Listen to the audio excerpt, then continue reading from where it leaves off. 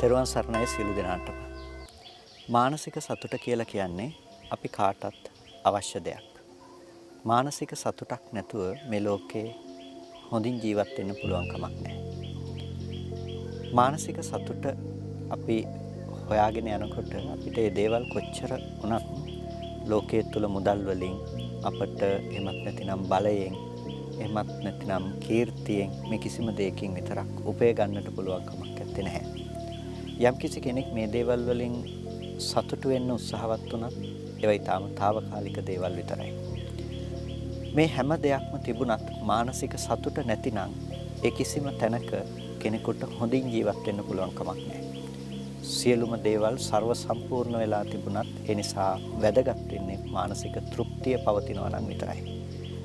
මේ කිසිම දෙයක් නැති වුණත් කෙනෙක් ඉන්නේ සතුටින් නම් මානසික නිදහසෙන් නම් ඒක තමයි වැදගත්ම දේ. ඒ නිසා මානසික සතුට තරම් මිනිස්සුන්ට වැදගත් වෙනත් දෙයක් නැහැ.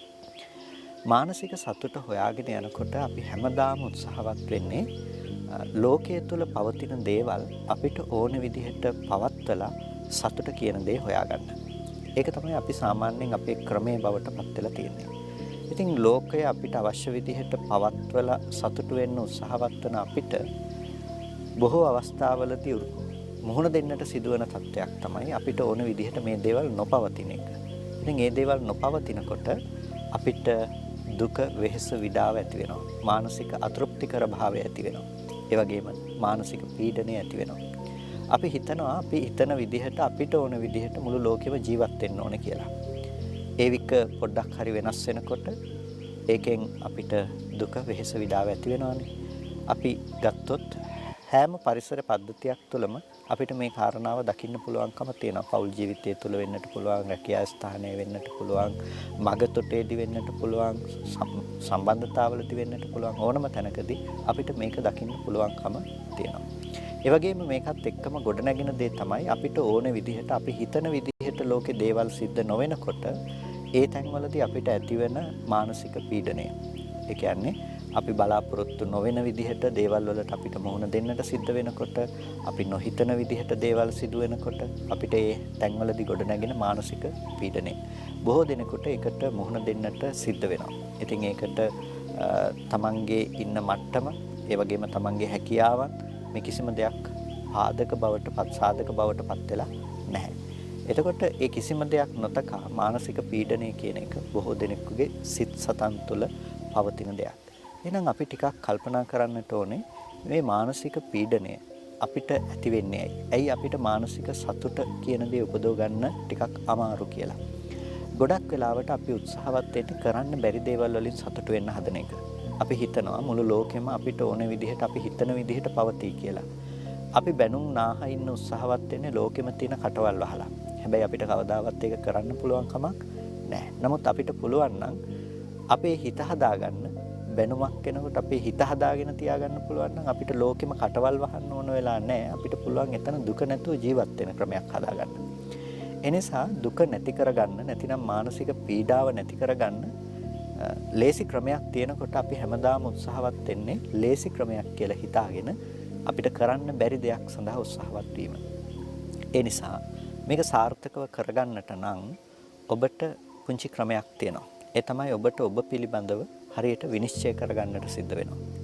යම්කිසි දෙයකදී ඔබ වැරදිද නිවැරදිද කියන දේ පිළිබඳව ඔබට නිවැරදිව විනිශ්චය කරන්න අවශ්‍යම කළ යුතු දෙයක්.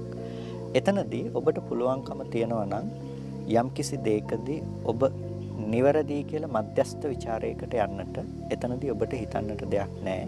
ඔබ නිවැරදි දේ ලෝකයේ තුල කරලා තියෙනවා. ඔබ නිවැරද්ද වෙනුවෙන් පෙනී සිටින කෙනෙක් විදිහට. හැබැයි ඔබ මධ්‍යස්ථ ਵਿਚාරකයෙක් විය යුතුයි. ඔබට ප්‍රශ්නයක් ඇති වුණ වෙලාවකදීත් ඔබ ඒ පිළිබඳව මානසිකව පොඩ්ඩක් පැත්තකට වෙලා ඒ දිහා බලාගෙන ඉන්න මධ්‍යස්ථ ਵਿਚාරකයෙක් බවට පත් විය යුතුයි. ඒ කියන්නේ ඔබ දෙපැත්තකින් හිතන්නට පුරුදු වෙන්නට ඕනේ. ඒ කියන්නේ අනිත් කෙනාගේ පැත්තෙනුත් ටිකක් ඒ ප්‍රශ්නේ දිහා ඒ කෝණයෙන්ුත් බලන්නට ඔබ මානසිකව පුරුදු වෙන්නට ඕනේ. ඔබ පරිණත පුද්ගලයෙක් බවට පත්වන්නට ඕනේ. අන්න එහෙම බලනකොට ඔබට පේනවා නම් ලෝකේ ප්‍රශ්නයකදී ඔබ නිවැරදි කියලා, ඒ නිවැරදි කියලා පෙනීම තුළ තමයි ඔබට සතුටු වෙන්න පුළුවන්කම තියෙන. ඔබ නිවැරදි දේ කරලා තියෙනවා. ඔබ කවදාවත් වරදක් කළා නැහැ කියලා. ඉතින් මුළු ලෝකෙම ඔබට ඇඟිල්ල දික් කරත් ඔබ දන්නවා නම් ඔබ නිවැරදි පුද්ගලයෙක් කියලා.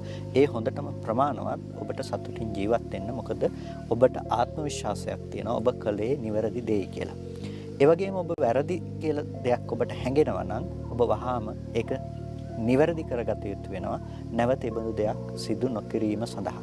ඉතින් මෙන්න මේ විදිහට ඔබට පුළුවන් නම් ඔබේ ජීවිතය තුළ ඔබට ඔබේ පුද්ගලිකත්වය නැතිනම් ඔබේ ජීවිතය ගොඩනගා ගැනීම තුළින් ඔබට සතුට වෙන්න පුළුවන් නම් අන්න ඒක ඔබ අනිවාර්යයෙන්ම කළ යුතු වෙනවා. එතකොට ලෝකයක් සනසලා ලෝකයක් ඕන විදිහට තියලා සතුට හොයාගෙන යන කෙනෙක් වෙනුවට ඔබට පුළුවන් තමන්ගේ ගතිගුණ තුළ තමන්ගේ නිවැරදි පැවැත්ම තුළ සතුට වෙන කෙනෙක් බවට පත් වෙන්න. ලෝකයක් ඔබට විරුද්ධ වුණත් ඔබ නිවැරදි කියලා ඔබ දන්නවා නම් ඔබට පුළුවන් සතුටින් යුක්තව ජීවත් වෙන්න. එතකොට ඔබට මානසික පීඩනය ටිකෙන් ටික දුරු කරගන්නට පුළුවන් වෙයි. ඉතින් මේ මානසික පීඩනයේ එක පැතිකඩක් විතරයි. නමුත් ඔබට හැම මොහොතකම තිබිය යුතු දේ තමයි ආත්ම විශ්වාසය කියලා කියන්නේ. ඔබට ඔබ පිළිබඳව පූර්ණ විශ්වාසයක් තිබිය යුතුයි.